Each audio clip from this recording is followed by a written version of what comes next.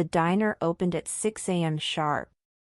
Not that Claire needed the alarm anymore. She hadn't slept properly in over 4 years. She would get up before the sun, tie her hair in the same tired bun, and slip into her uniform, still bearing a faded name tag that read Claire R. Every morning, she'd walk to the diner in silence. Not because the streets were empty, but because her world had been. For a long time. She didn't notice the birds. Didn't wave to Mr. Daniels, the retired vet who always tipped his hat.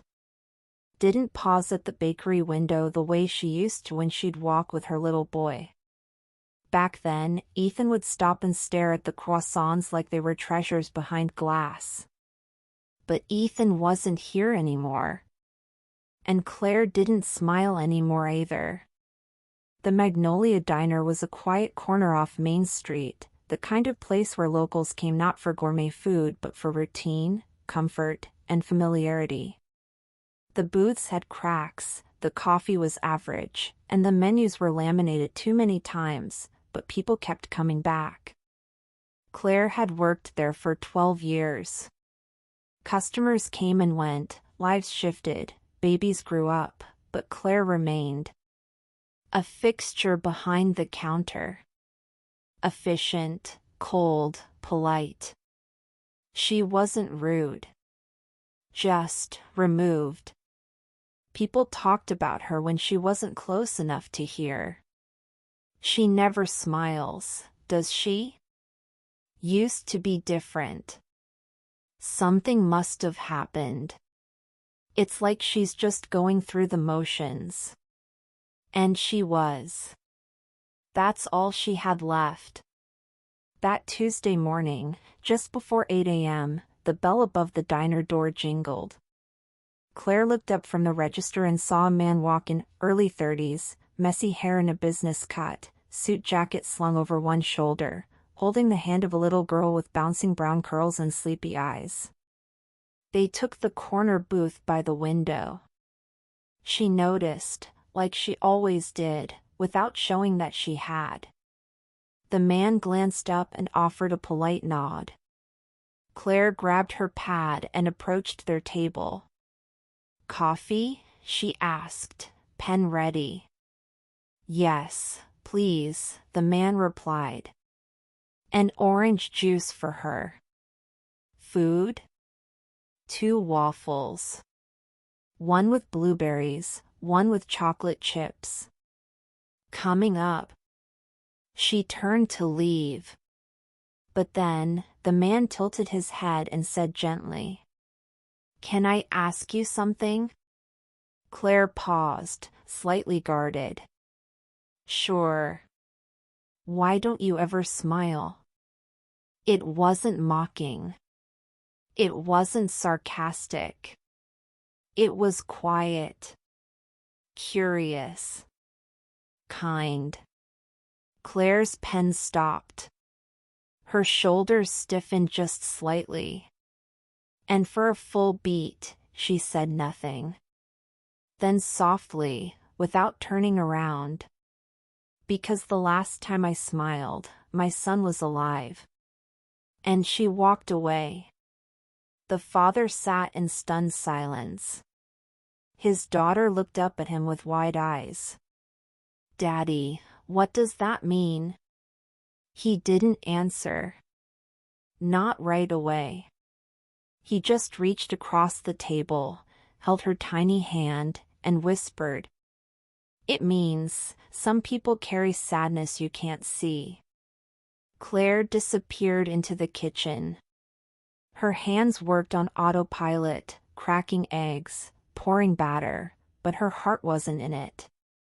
Not that it ever had been since that day. Ethan. Her sunshine. Her only child. Her giggle factory. 5 years old, obsessed with rainbows and frogs. She remembered the way he used to draw, always rainbows, always with her and him holding hands under the colors. His last drawing was on the fridge the night of the accident. They were driving to the park. She didn't even see the other car. Didn't hear it. Didn't have time to scream. Ethan was gone before the ambulance arrived. She survived. She had to. But everything that made her alive died in that crash. And no one had asked her why she didn't smile, not once, until today. When she returned with their food, the man didn't say anything. But the little girl handed her something folded. It was a napkin with a crayon drawing. A stick figure of Claire. A sun with a smile. And next to Claire, a little boy with yellow hair holding her hand. Below it, written in shaky red crayon. For the lady who looks like she forgot how to smile. Claire blinked. Her lips parted, but no words came. She just nodded. And slipped the drawing into her apron pocket. That night, she sat in her dark apartment. Curtains drawn. No TV, no sound. She poured herself a cup of tea that went cold in her hands. And then, she reached into her apron, unfolded the napkin drawing, and stared at it. For a moment, just a breath, she let herself imagine what it would be like if Ethan were still here. If he had drawn that rainbow. If he had handed it to her. Tears slipped down her face without her realizing. She didn't cry often anymore. It made her feel weak. But this felt like permission. Like that little girl had told her, without words, it's okay to remember. It's okay to hurt. But it's also okay to heal. Claire placed the drawing on her fridge, right where Ethan's last rainbow used to be. And for the first time in years, she whispered his name out loud. Ethan. The next morning, the air felt different. Claire noticed it even before she got out of bed. The sun didn't just rise, it spilled into her room like soft honey. She didn't hit snooze. Didn't stare at the ceiling. Didn't sit on the edge of her bed for 20 minutes trying to gather strength. For the first time in a long while, she moved with purpose. She pulled open the drawer next to her bed and pulled out something she hadn't touched in years, a small silver bracelet. It was engraved. Ethan's mom yellow heart. Her fingers trembled as she clasped it around her wrist. It felt cold at first. But somehow right. The diner was busy by 7:30 a.m., and Claire moved through her morning routine the same way she always had, silently, efficiently, with practiced grace. But her eyes kept flicking to the door. 8:12. 8:19. At 8:27, the bell rang. And there they were. The man and his daughter. She felt a strange flutter in her chest, anxiety, maybe? No. Something else. Anticipation. She approached the booth and poured the coffee without asking. The man smiled gently. Thanks. His daughter was busy with crayons again. Claire watched for a second before asking, almost hesitantly. What's your name? The little girl looked up, surprised. Lily. That's a beautiful name, Claire said softly. Then she turned to the man. And you? Daniel, he said, sitting up straighter. And thank you for yesterday. I didn't mean to pry. Claire shook her head. You weren't prying. You were the first person to ask. He nodded. There was silence, the warm kind. The kind you don't need to escape from. Later, as she refilled their syrup, Lily pushed another napkin toward her. This time, it was a drawing of a woman holding a heart, and above it, the words, "I'm glad you're back." Claire's throat tightened. She blinked quickly and smiled. Not wide. Not forced. But real. "Thank you," she whispered. After they left, Claire pinned the second drawing on the wall beside the register. A few other waitresses noticed. "Who drew that?" one asked. Claire didn't answer. She just smiled again. That afternoon, she did something she hadn't done in nearly 5 years. She walked to the town center bookstore. She wandered into the children's section, her fingers brushing against the spines of stories she used to read to Ethan, Goodnight Moon, Where the Wild Things Are, The Rainbow Fish. Then she picked out a new book, The Invisible String. It was about love that stays connected even when people are far apart. When the cashier asked if it was a gift, Claire paused, then simply said, "It's for someone I miss." That night, she sat by the window and opened her old scrapbook. Photos of Ethan covered the pages, his first birthday, his painted toes at the beach, a gap-toothed smile while holding a frog. But one page was blank, saved for a memory that never got made. Claire gently placed Lily's drawing there. Underneath, she wrote in neat cursive, "The first time someone helped me smile again." The next week, Daniel and Lily returned every day.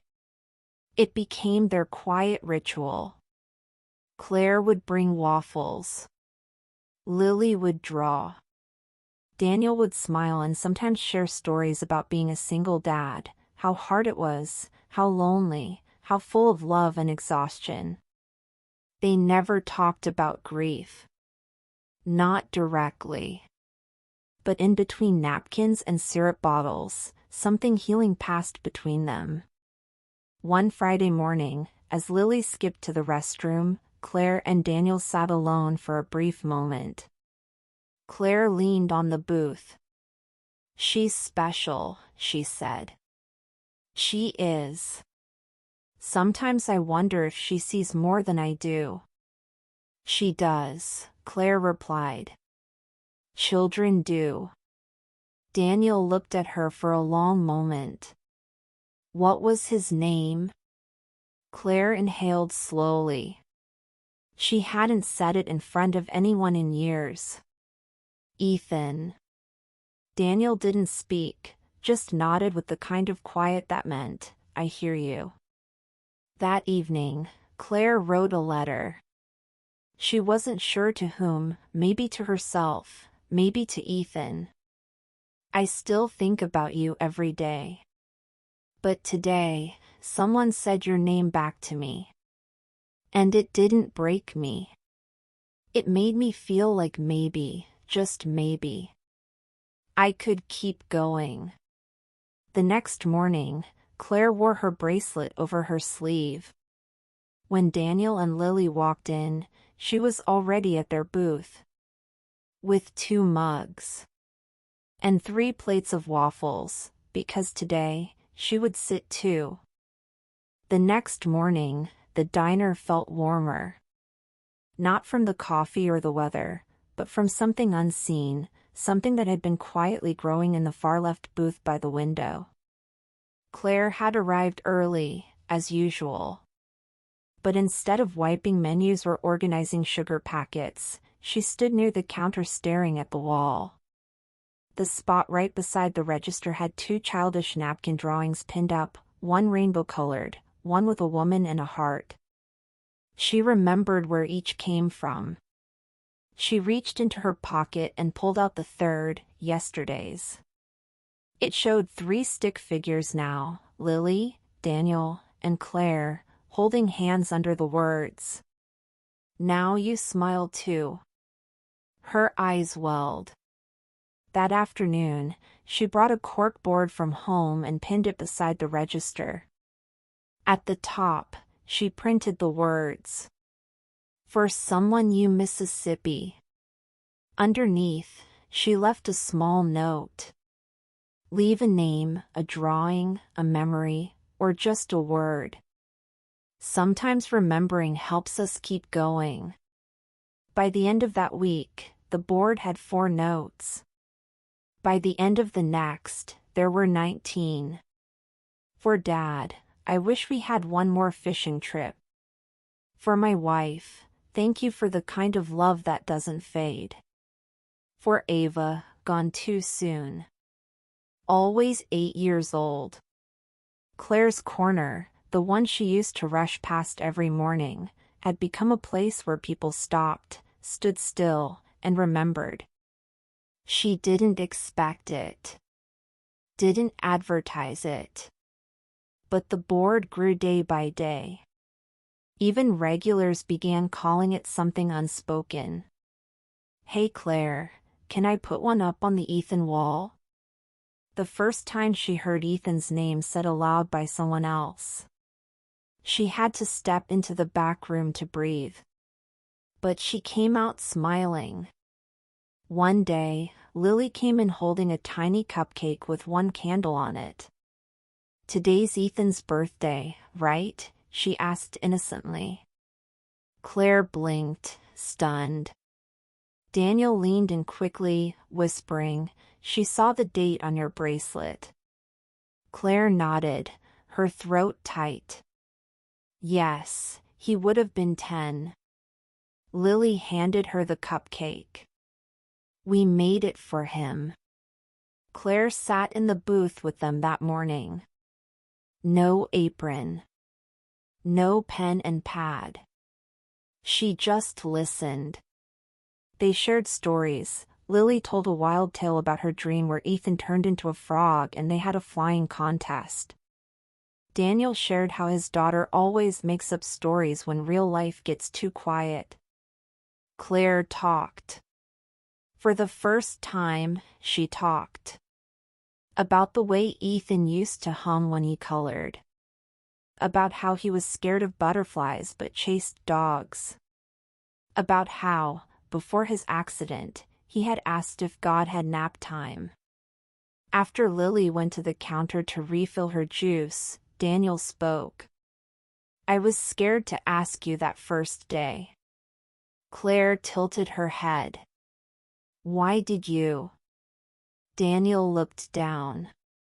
"Because I saw something in your eyes. The same thing I saw in the mirror for a year after my wife died during childbirth. I didn't want to make you uncomfortable. I just didn't want to leave without letting you know that I noticed." Claire whispered. "You were the first to notice in years." Daniel nodded. Sometimes broken people see each other better than whole ones. It started small. Someone dropped off colored pencils and pinned them beside the Ethan wall. A teenager added a photo of her grandmother. An old man left a newspaper clipping from the day his brother came home from the war. One Sunday, a teacher brought her entire class to the diner. She pointed at the wall and said, "This is what love looks like after loss." Claire stood in the kitchen, hidden behind the silver window, crying silently. Not from sadness, but from something deeper. Witnessing healing. That evening, after closing, Claire sat in the far booth alone. She opened Ethan's old scrapbook. It was full now, filled with Lily's drawings, diner notes, and even a Polaroid of the 3 of them smiling together. At the back of the book, she wrote, "I've spent years surviving. But maybe it's time to start living and giving back." The next day, she made a call. Enrolled in an online certificate program. Child grief therapy. She didn't know where it would lead, but she knew this. If Lily could help me heal, maybe I can help someone else too. The next few weeks passed like a slow sunrise. Claire's mornings felt lighter, her steps steadier. She still arrived before the others, but now she lingered outside the diner door for a moment, letting the sun hit her face, like Ethan used to when he'd pretend to charge up like a solar superhero. She'd smile at that memory now, instead of break. And every morning, Daniel and Lily would be there, booth by the window, 2 waffles, and a fresh crayon drawing tucked into the sugar tray. The board near the register was now called Ethan's Corner by everyone. Customers pinned up poems, photos, and even small notes like, "For my brother, I still talk to you every day. For Mom, this diner coffee doesn't taste right without your laugh." Some people cried as they left their memories. Some just placed a hand on the wall and said nothing. But everyone felt something. One cloudy Monday, Daniel and Lily arrived as usual. But Claire was different. Her smile was real, but distant. She poured their coffee, brought the waffles, and sat with them again, something that had become a quiet ritual. Then, near the end of breakfast, she took out a folded envelope and slid it across the table. "For you," she said softly. Daniel looked surprised. "What is it?" "It's a letter. And a goodbye." He froze. Lily paused mid-bite. "Are you going away?" she asked. Claire leaned forward. "Yes. But not because I'm running. Because I'm finally strong enough to move forward." She smiled at Lily. "You reminded me how to feel again. I don't want that to stop with just me." Daniel opened the letter. Voiceover, Claire's letter. "Dear Daniel and Lily, I didn't know that a quiet booth in a small-town diner could become sacred. But you made it that way. When you asked why I didn't smile, you didn't just open a wound, you let it breathe. Lily, your drawings became the thread stitching my heart back together. Every rainbow, every sun, every stick figure held more grace than I ever deserved. I'm leaving this town to start something new. I've enrolled in a child grief therapy program. I want to help children who've lost their light, like I did when Ethan died. You reminded me that healing doesn't mean forgetting, it means remembering with love instead of pain. You didn't just save me. You gave me back to myself. Love always. Claire." She worked one more shift, her last. Regulars hugged her. A few left flowers. One elderly woman whispered, "You made this place feel like home again." When Claire unpinned her name tag for the final time, she walked over to Ethan's Corner and added one final drawing, a new one, from her. It showed a woman with a suitcase walking toward a sunrise. And above it, "For those just beginning again." The diner felt different after Claire was gone. But Ethan's Corner remained. In fact, it grew. The manager kept it. Expanded it. People from neighboring towns began visiting, some even just to leave a note. Claire began sending letters, sharing stories of the children she now worked with. Photos of therapy rooms filled with crayons, rainbows, and healing. And every single month, a new drawing from Lily arrived in the mail, just like the old days. 1 year later, a return. Daniel and Lily visited the diner 1 year later. The wall now took up a whole section. At the center was a framed photo, Claire, surrounded by children, wearing a bracelet that read, "Ethan's mom, yellow heart." Beneath it, a plaque said, "This space is for the ones we carry with us, and the ones who carry us back."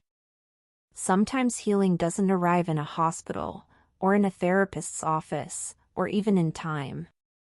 Sometimes, it walks in wearing an apron, holding coffee and silence. Sometimes, healing is found in the booth by the window, in the laughter of a child, and in a question asked gently enough to open a soul. Why don't you ever smile? Because once, she forgot how. But now, she helps others remember.